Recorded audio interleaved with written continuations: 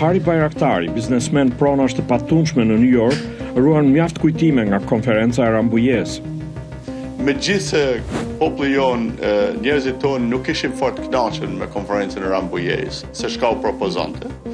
Por miqtë tonë amerikanë, Secretary Albright, Chris Hill, Congressman Elliot Engel, Congresswoman Sue Kelly, ku kena marrë pjesë në konferencë, na thojnë në nënshkruane se mendojshin edhe kanë qenë korrekt se Serb nuk kanë me nënshkru këta Miloševići.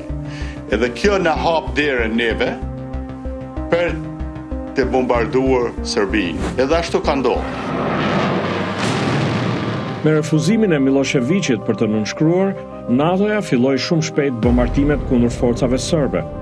Por edhe gjatë kësaj kohe, tregon zoti Bayraktari, shqiptarët shqetësoheshin se Shtetet e Bashkuara mund të ndërprisin bombardimet në favor të bisedimeve të tjera. Ai kujton një takim me presidentin Bill Clinton në Shtëpinë e Bardhë. Komuniteti jon shkum të lusim se mos ta ndalin bombardimin edhe të përgatiten me forcat toksore. Just wanted to point one thing, that people of Kosovo, they're supporting the bombing.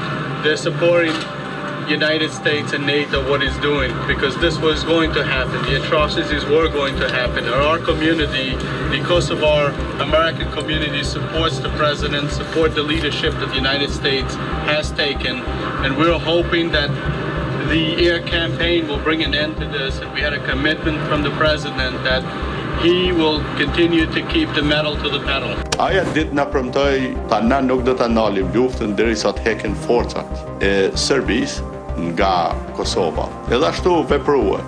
Zoti Bayraktari thotë se ndërhyrja amerikane kundër Miloševićit ka qenë një ngjarje fatlume për shqiptarët e Kosovës.